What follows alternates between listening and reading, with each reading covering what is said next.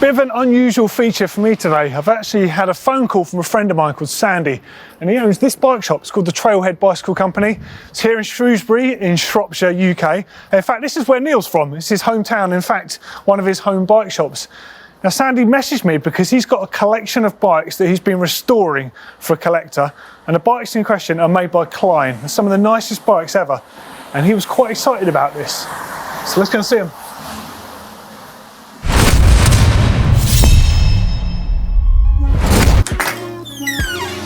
Whoa. Now that's a bike shop.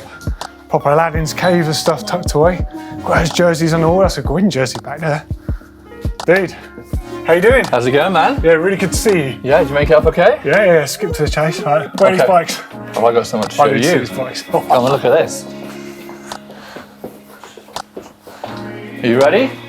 Nice pinky jersey, Rat Boy. Mate, the place is loaded. I'm gonna let you go in first, dude. Okay, let's do it. You ready for this? Because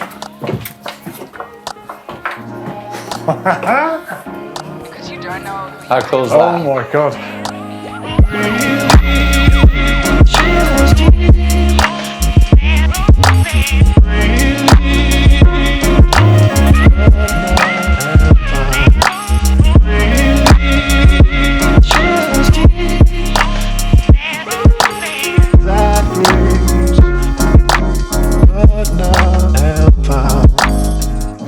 Look at the fade. Oh my god, where do you start? Man, I mean, everything down to the new old stock tyres. Check the hubs out, Doddy. Got some Bullseyes? Yeah. Bullseyes, smoke lights, Grafton brakes, Yeah. pedals, in fact, as well. Grafton pedals. A lot of the bikes have got really cool wheels on them. So we've got nuke proof on this one. Original hubs for new proof, yeah, so Yep. they're like bombshells, yeah. And then we got some XTR hubs. More bullseyes over there. Right, we're going to get to the beginning of this because I've never seen anything like this. This is unreal.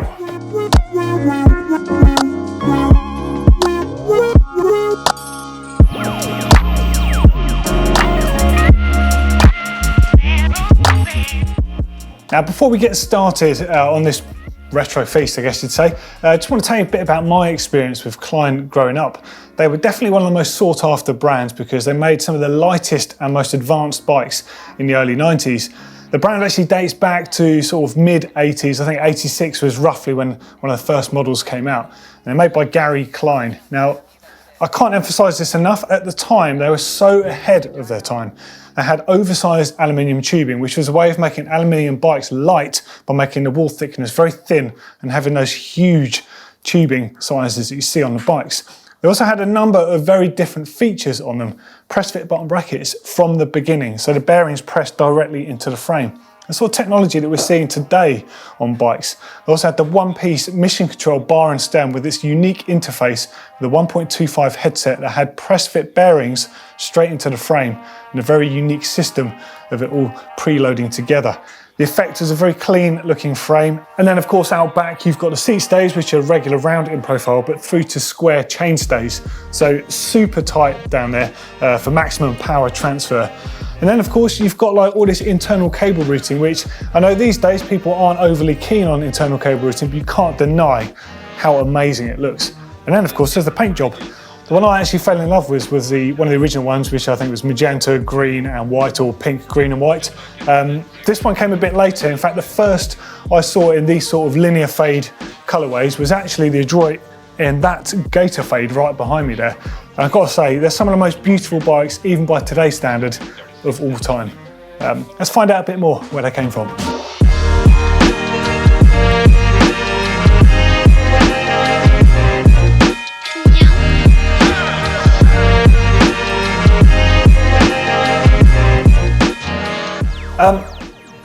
So you told me there's a couple of Kleins to see. I wasn't really prepared for like all of these. Whose are they? How and why? How is it possible?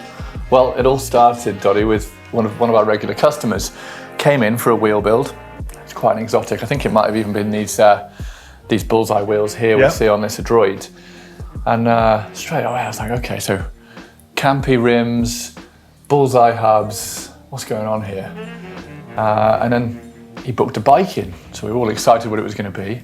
And I'm pretty sure it was this green Gator Fade. Beautiful. I was just speechless.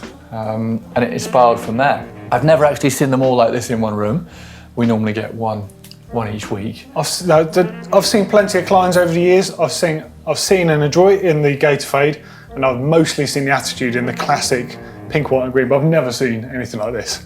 And the condition of them, I can't believe it. Well, there's so much new old stock components on there, like you pointed out earlier, the pedals on this one, Doddy. Box fresh, 747s, yeah. I mean, they're not even that old, are they? But no, they're still but rare still, super in that cool condition.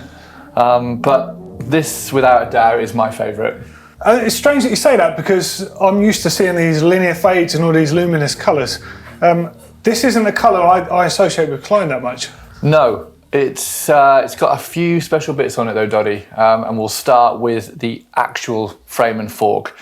This bike belonged to the late William Neely, a famous American cartoonist and author. I've got one of his books. Yeah? Yeah, I've got his classic mountain bike book. It's full of crashes. There's a lot of dark humour in there, to be fair. Great book. He did a kayaking book. I think Martin Ashton's got one on his desk at work, in fact. And he was a friend of Gary Klein's. Yeah. So the frame was sent from Klein over to Andrew, and he did this cool illustration on the front. It then went back for clear coating, and then the bike was finished. My friend and collector, the phone rang one day and he got the opportunity to get it, and he went for it, obviously.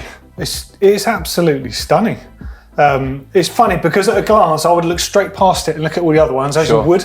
But the more you look at it, the nicer it gets. The Campionola down the back here, the Grafton, the black and gold thing is just a bit of a work of art, isn't it? I mean, the highlight for me is the Paul's component derailleurs. A few of us have been lucky enough to see a rear mech from Paul's. I've seen that, I've never seen a front. The front is, that's a hen's tooth, isn't it? Unreal. Yeah.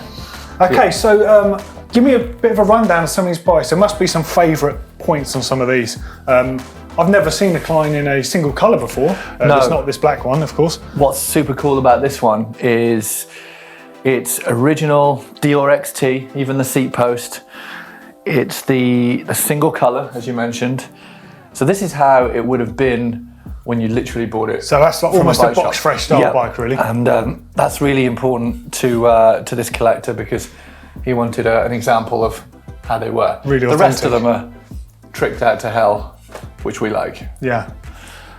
Other bits, the Cook Brothers racing cranks on here.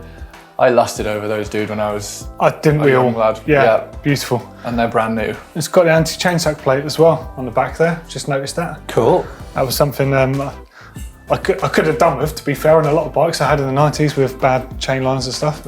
And what about these, Doddy? Oh, one finger Grafton levers. Yeah. Oh my God. And you can adjust the leverage cam on them. You can change the position of that. Original ODI mushroom grips as well. Yeah, Ringblade chill pills on nearly all of the bikes. Yeah. And original new proof hubs, by the looks of it. Yeah, front and rear on this one. Classic. Yeah, So they could even be late 80s, as early as those. Yeah. Couldn't put a date on those, to be honest. They were. No, it could have been up to about 90, 91, 92.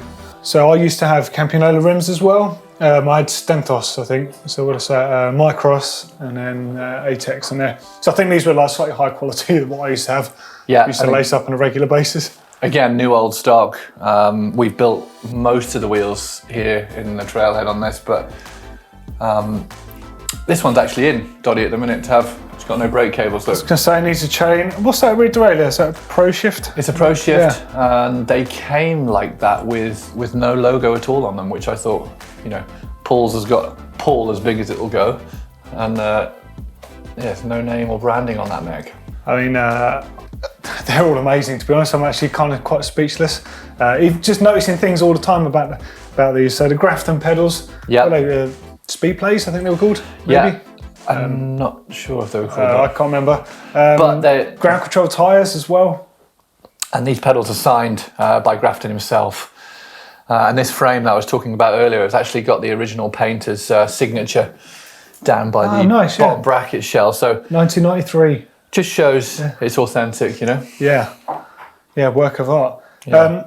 Okay, so you've talked a bit about that and about this one. Yeah. There must be a couple of cool bits on the Attitude with the gator fade back there. For me, it's the full XTR group set, the original XTR. It's got that really deep, rich blue about it. Yep. I lusted over that again as a young man. Standout points for this are the Paul's Components brakes as well. But we're overlooking the fact it's just got probably one of the most wicked paint jobs ever. It has, I noticed the Ringley Suzuki stems there, the Ringley hubs. Ringley hubs, it's got the fade.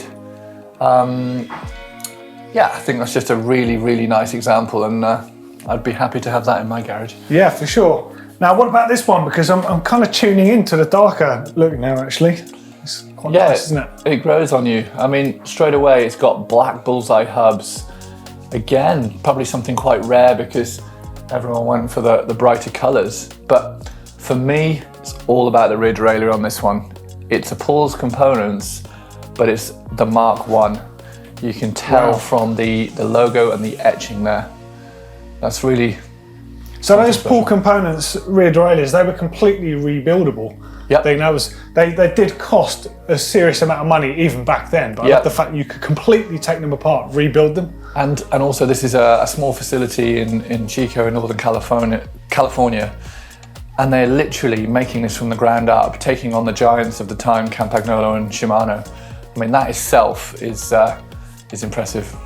So something that I mentioned at the beginning of the video that still kind of staggers me really was Gary Klein's approach to making these bikes, and the whole head tube system on these was leagues ahead of its time. So these days we're familiar with the A-head system. In fact, most people just call them headsets, but they're actually called A-headsets. It was developed by Dicomp, which you'll now know as Cane Creek. Effectively, you've got a fork steerer tube and a stem clamps onto that. Before then, we used to have a stem that had a long quill on it with an expander wedge, and that would go inside your fork steerer. So you think that's a lot of metal going on there. It was so heavy, weren't they? And for Gary Klein to come up with this system that's got a much more compact version of that, complete with the press fit bearings, just to save a serious amount of weight out the front of your bike. And how many years would you say that was before a headset? It's got to be 5 or 6 perhaps. Yeah. I don't know, someone who's a complete expert on the old stuff will know, but... Yeah, and you take in the press fit bottom bracket and internal cable routing, this bike really was ahead of its time. So press fit has a few different guises. You hear people moaning basically about press fit that have the nylon cups that push in. There's nothing wrong with those as long as they're installed completely straight into the frame. Maybe if you use a press fit retaining compound. But these actually have the bearings that push directly into this frame. And to do that, you have to have a frame with insanely high tolerances to do that. So that's a really expensive way of doing it, but accuracy, incredible really. Yep, and years ahead of its time. And again, just seeing that sort of the yoke down here, there's no bridge, no need for it, I guess, with the square profile chain stays down there. Loads of room for tyre clearance, although that said, we didn't really have big tyres back in the day. No, so there wasn't. Little 1.9s. There wasn't a lot of mud over there. But I'm absolutely blown away by some of the details on these. I think I'm going to have a look at them one by one. Yeah, let's take a closer look.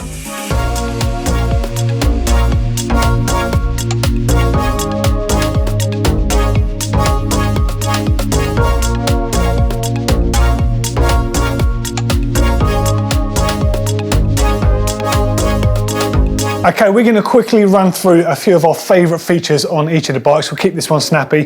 For me, the fact that this is original spec all the way through, it's got original XT, rapid fire underbar shifters, absolutely love it. And also love the fact that I haven't seen a Klein like this in a paint job like this.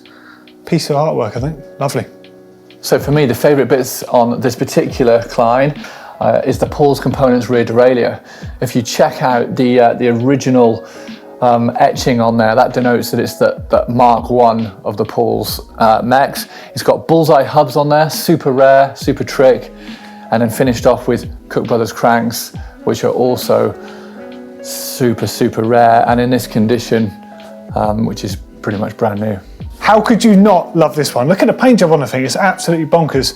The Campag rims remind me of working in the bike shop in North Harrow from when I was about 15 years old, lacing up wheels out back. Panaracer smoke and darts, the carbon flight saddle there, absolutely beautiful. But just check the pedals out. So they're Grafton speed plays. As far as I know, you could set these up as flats, or you can actually have a retention system on them. One of the earliest type of clip pedals for mountain bikes. And speaking of pedals, on the one behind me, I did actually say earlier on 747s, I meant PD7 37s, the original XT pedals. And of course, got to shout out to that ProChef reiterator on there. Absolutely beautiful piece of kit. In fact, the whole thing is just amazing. Well, I've got 2 words for you. Gator fade. Look at the paint job on this. It's absolutely stunning. This is the one that always popped in the magazines. The one that if you're lucky enough to see out on the trail, you could spot a mile away. It's absolute work of art. It is finished with some really nice trick bits though. We've got Paul's components, cantilever brakes. Look how tall they are. This is almost V-brake territory before its time again. So really cool. It's got the chill pill straddle yokes there, XTR original on here throughout, Ringley hubs as well. It's a really, really fine example of a Klein attitude. Thumbs up from me. Okay, lastly for me, I think is this Adroit. And weirdly, the thing that's drawn me to this, which I actually would have overlooked this because of the paint job, is the fact of whose bicycle this used to be. William Neely, that is the cover of the book. I basically grew up reading this book as a bit of a Bible for me, so to actually stand or kneel next to this bike is actually pretty cool for me, to be honest. What a collection. I'm absolutely blown away by this. Cheers, Sandy, for showing me this stuff. Oh, I'm glad you got to see it, but the big question is if you could make one bike out of all of these bikes, so choose a frame and fork, choose your components, how would it go? What sort of question is that? That's ridiculous. I couldn't pick. Actually couldn't pick. There's something about Gator fade, it's always had it. This is the frame for me. This is the frame I'd choose for sure. I don't know. Honestly, I don't know, mate. How long's a piece of string? How long we got? What do you reckon? Just keep going? Take them all. Yeah.